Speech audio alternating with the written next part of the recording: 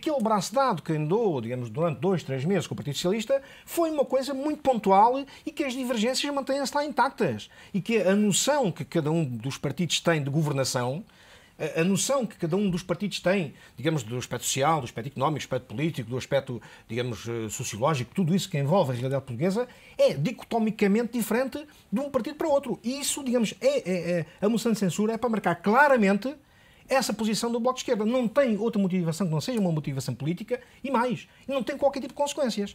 Pegando ao contrário na motivação do PSD para se abster eventualmente, tudo ainda uma possibilidade em cima da mesa, são sempre cenários possíveis que analisamos aqui, naturalmente, tendo em conta que o PSD poderá abster-se nesta moção de censura, que argumento é este, tendo em conta que numa futura eventual moção de censura com iniciativa própria, vai sempre precisar de um partido de esquerda para aprovar? Naturalmente. Bom, mas a questão que se coloca parte precisamente da incoerência que tem vindo a ser sucessivamente verificada pelos diversos partidos e pelas diversas respostas que têm sido dadas a esta moção de censura. A do PSD, creio que já não será nenhum mistério, em princípio, ir-se-á abster, sendo que isso não é uma coisa nem é outra, é um ninho, tal como tem sido um ninho, uma série de ninhos que temos vindo a escutar do principal partido da oposição desde há muito tempo. Diversas oportunidades teve já e não as aproveitou e, portanto, julgo que também não irá aproveitar esta. Há pouco, como dizia o professor António Gaspar e o Joaquim Cruz, há algo extremamente importante que é preciso notar. O Bloco de Esquerda tem, efetivamente, visibilidade europeia. Está inserida num grupo europeu que, não obstante não ter perspectivas do governo, nunca as tem uma forte influência na criação de ideias e na implantação e no mexer das estruturas. E, portanto, eu creio que a função do Bloco de Esquerda será essa e nunca aspirarão a outra, que é mexer nas estruturas. O PSD é muito mais pesado, como tem aspirações e obrigações até de governo, de alternância, tem que ser muito mais cauteloso dessa forma.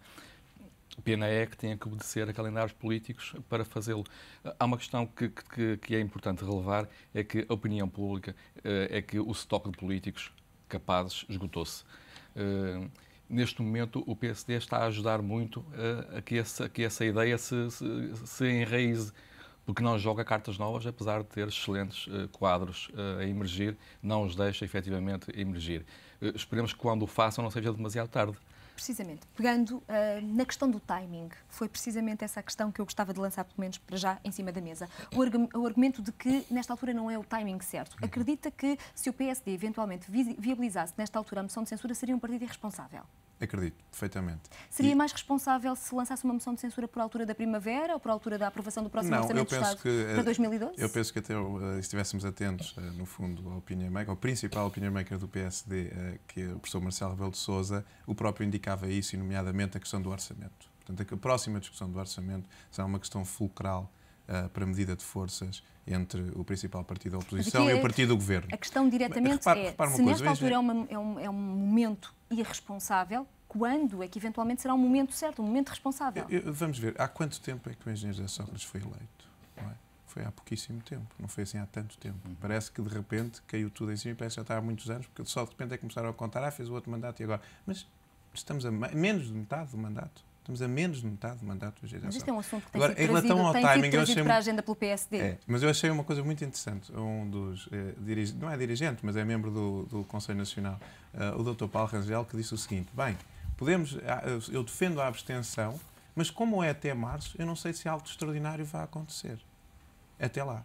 E, portanto, nós próprios estamos reféns do timing, e como estava a referir o timing, do que é que possa vir a acontecer. E isto é interessante, é realmente. E aquilo que eu estava a dizer há bocado, António, é porque esta moção, a irresponsabilidade desta moção, é que é unicamente um artifício político.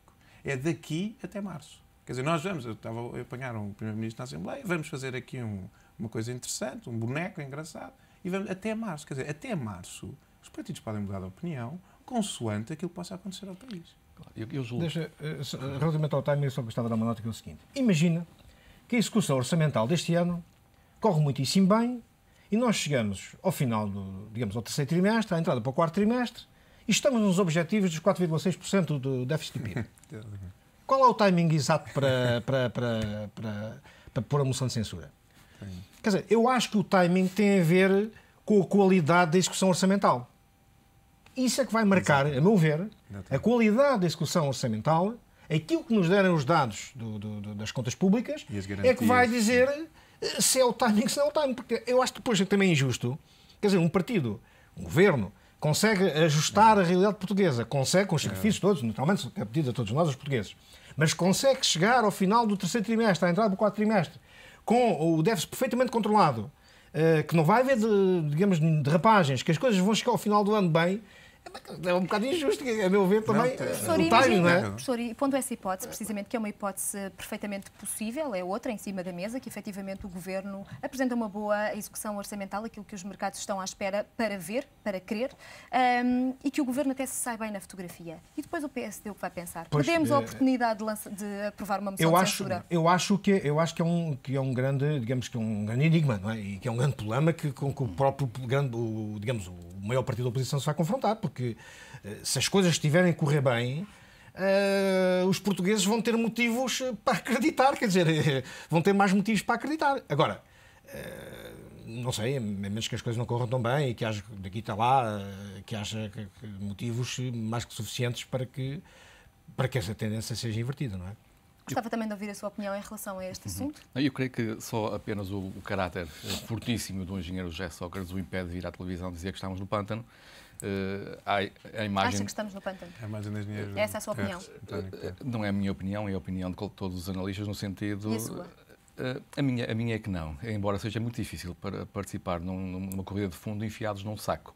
E nós, neste momento, estamos efetivamente completamente amarrados em termos de expectativas e em termos daquilo que podemos fazer, quer em termos de investimento, quer em termos daquilo que é a vida prática das empresas e dos cidadãos. É que o país é feito de cidadãos e de empresas, não é feito de políticos. E às vezes inverte-se um pouco essa ideia e essa forma de ver o país.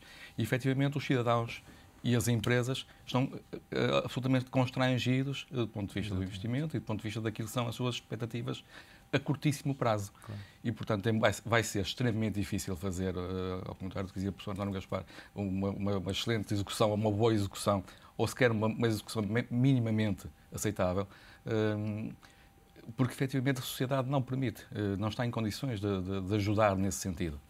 Então, como sair? Como resolver essa equação? Não, eu só queria dizer isto. Repara o que é, durante um mês, o que é que todos os analistas financeiros, relativamente à compra de dívida do Estado português, no fundo, a receber garantias aos créditos documentares, a exportação de tudo, das empresas, da sociedade. O que é que a banca lá fora e outras instituições vão estar durante um mês a dizer, bem, sim senhor, mas é que vocês continuam aqui no impasse, até há uma moção de censura, os outros partidos já disseram, mas o que é que isto vai acontecer, não é? E, portanto, as pessoas vão sofrer diretamente com isto. Estamos a terminar e eu gostava precisamente que me fizessem só aqui um balanço ou uma expectativa em relação à reunião hoje do Ecofin, numa altura em que Portugal precisa de alguma cooperação europeia, algumas medidas europeias para nos ajudar aqui também.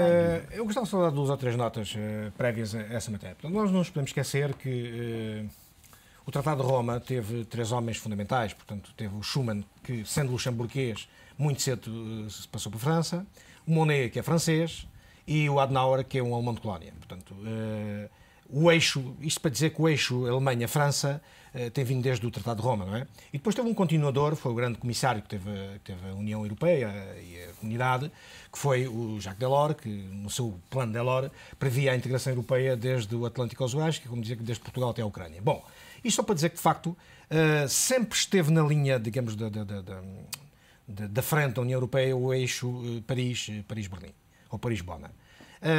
Mas Mitterrand não existe, Chirac não existe, Schmidt não existe, Schroeder não existe, Kohl não existe. E hoje estamos perante uma liderança fraca. O problema todo da União Europeia, a meu ver, e não só a meu ver, mas de outros comentadores também, é que não há liderança forte como aquela que tivemos na União Europeia e na CE, portanto na Comunidade, até agora. Tudo o que se passa a partir daí, nós vemos, por exemplo, a contestação interna fortíssima que tem o Sarkozy, no caso da França. Vemos uma contestação não tão intensa, mas que tem também a senhora Merkel na própria Alemanha. E vemos os ideais, digamos, que cada um deles tem, que chocam com os ideais da construção europeia que vêm de antanho, não é? Portanto, e esses problemas todos que Não, esses problemas todos que nós vemos agora têm a ver, de facto, com uma liderança fraca que nós temos no principal eixo de coordenação da União Europeia e que depois os outros países da coesão, chamados países da coesão, principalmente esses, Portugal, Espanha, Itália, Irlanda e a Grécia, sofrem depois das consequências, naturalmente. Não é? É um tema que vamos desenvolver no próximo Conselho Consultivo. Fica então esta conclusão. Muito obrigada, meus senhores, pela vossa presença. A intenção de voto da oposição à moção de censura apresentada pelo Bloco de Esquerda esteve no centro deste debate, neste Conselho Consultivo de terça-feira, dia 15 de fevereiro. Fica por aqui este Primeira Hora, toda a atualidade económica aqui em www.economic.pt e a partir de amanhã também no canal 16 do MEL. Até lá, tenham um excelente dia.